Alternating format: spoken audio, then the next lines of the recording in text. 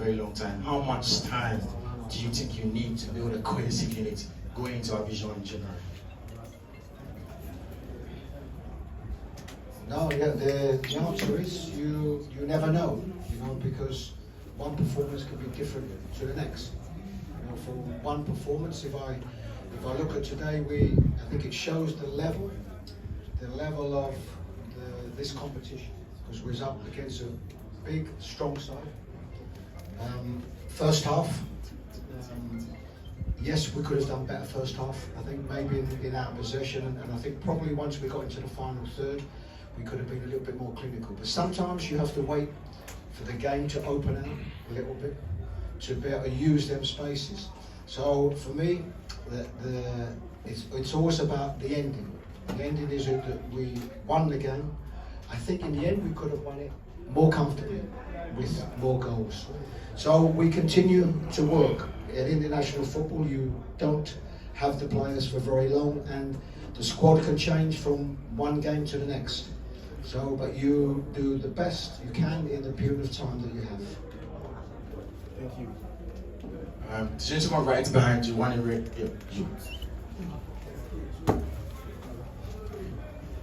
Yeah, my name is Odefo from Ashford. Coach, my question has to do with the role being assigned to Inaki Williams. Looking at the role he has been assigned to in the Black Stars, he has played a couple of matches, about 6 of them for the Black Stars, with no goal. Comparing his performance at the Black Stars to that of Atletico Bilbao, some of us think that he's being played out of position. Do you agree or do you disagree? If yes, why? And if no, why? No, to be perfectly honest with you, it's not a question of agreeing or disagreeing. This is a player that plays in a top league, can play in the wide area, but predominantly Iñaki is a number 9. He's a centre forward. This is where he's played the large majority of his career. So for me, it's not a question. He's here because he wants to be here. He is a top player. He's found it difficult to get the goals here, and sometimes it might take a very lucky goal for him to score that gets him off the mark, and things change. But with number 9s, it's not always about scoring goals. It's about what they're prepared to give the team. And yes, he's still waiting for that goal, and we do. We'd like to think that we have good options and a good enough squad and good options in the forward areas. So I'm quite sure at some stage it will come for him. My name is Richard Coach. Right, Richard Achampo, Media Nigeria. Coach, luckily for us as a nation and you as a coach, we've not played any grade A or B side in Africa since you took over, but we seem to be struggling. When we go to the AFCON next year, January and February, we'll be playing the creme de la creme of African football. Is your team ready to compete with the top levels in African football? Well, okay, so firstly and foremost, so my experiences so far is that the level of African football has increased. And if I'm not mistaken, I think we actually finished top of our group. So I think that's something to be very proud of. It's always about development. I think when you look at the squad that we had, I mean, even when I came in, I think we'd had 10 new players that had been introduced to the squad over the last year. So it's always a process, but I think we shouldn't take away from the fact that we also had some big players missing today. And this is something that's forgotten about. And also I think we mustn't take away the fact that we actually finished top of our group. In I think a tough group, and I think certainly the 2 teams that finished below us, I think are good level sides. And I think we players certainly have to be important for that. There's a next set of questions going to be for Captain Jordan Ibrahim Alakori. Oh. We can hear you. All right, so Ibrahim Alakori. My question goes to Captain Jordan Ayew. At 1-0 down, and with the supporters jeering and groaning at almost all the decisions by the players, I could see that you were trying to edge your players on. Did you genuinely believe that we could come back before the halftime period? Good evening. Respond to your question. Football sometimes it doesn't go the way you want, and we can go 1-0 down, but we still have 70 minutes to play, and you never have to give up. That would be my way of thinking, and I try to transfer it to the boys. And 1-0 down, I was still confident, because sometimes you struggle to get in the game, and it's a bit difficult. Things are not going your way, but you still need to keep pushing. And even before the game, I told him that even if we go 1-0 down, we need to keep pushing, because if we get the first goal, we win the game. And that's what happened, And that is football. That's the beauty of football. It's full of emotions, and we're proud that we're qualified, because it wasn't easy, and the most important thing was to qualify.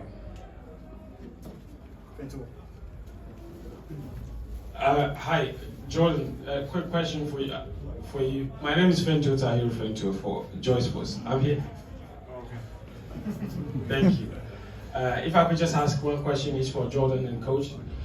Jordan, you made your 91st appearance for the Black Stars today. You're joint level with John Pencil now, on the 4th in the all-time list of appearances for the Black Stars with 91. When you made your debut, did you ever see yourself reaching these numbers, and how does that make you feel to be number 4 now in terms of Ghana's all-time list? And we've had some great players play for the Black Stars in the past. And my quick question for Coach, how much work remains to be done in this team before we can make a good appearance at the AFCON? The last one, we got kicked out in the group stages, so people are very nervous, and the performances haven't exactly helped. How much work do you think remains in this team before we can be competitive? We have just 4 months to go. To respond to your first question, I'm pretty surprised. I didn't even know. So now telling me, so it's a proud moment. It's an achievement, and I'm still young, and I want to keep going. The national team and for club level, because I feel fit, I feel strong, and I know that I still have more years to come. And it's a blessing. To start for the national team very early, and still have more years. It's a blessing. So it's a positive thing, and I just want to thank all the managers that were here in the past and even now, and want to thank them for that confidence. And I need to keep going, because I still have more years ahead of me. Your brother has 114. Are you aiming to break that number? Oh, listen, I don't think about breaking records or anything. I just think of keep playing my football, enjoying my football, and keep putting in performances. Sorry guys, if you don't have time, French, please, quickly. Coach.